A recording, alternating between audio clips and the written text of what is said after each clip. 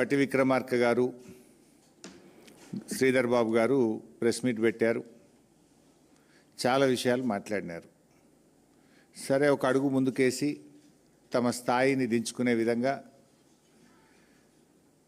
నన్ను పట్టుకొని unfit for politics అనేటువంటి మాట బట్టి విక్రమార్క గారు నన్ను ఉద్దేశించి మాట్లాడారు.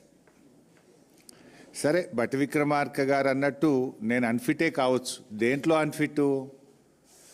నీలాగా ఫైనాన్స్ డిపార్ట్మెంట్లో ఆర్థిక మంత్రిగా పనిచేసినప్పుడు 20%, 30% కమిషన్లు తీసుకోవడం నాకు రాలేదు. దాంట్లో నేను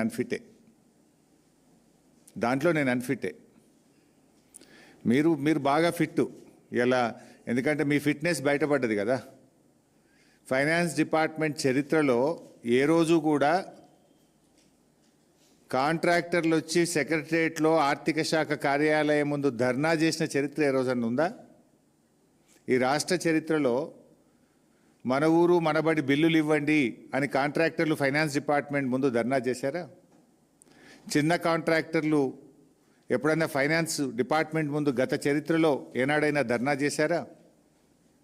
సర్పంచులు, మాజీ సర్పంచులు, మాజీ ఎంపీటీసీలు 10ల సార్లు ధర్నాలు చేసి అరెస్ట్లైన చరిత్ర ఈ రాష్ట్రంలో ఎప్పుడైనా ఉందా? నోరు బారేసుకోవడం చాలా సులువు బట్టి గారు. Give respect and take respect. రాజకీయాల్లో ఫ్రస్ట్రేషన్లో నోరు జారితే మొదటికే మోసం వస్తుంది. సమాధానం ఉంటే చెప్పండి, లేదా మౌనంగా ఉండండి. నోరెందుకు బారేసుకుంటున్నారు? ఎవరు అన్ఫిట్?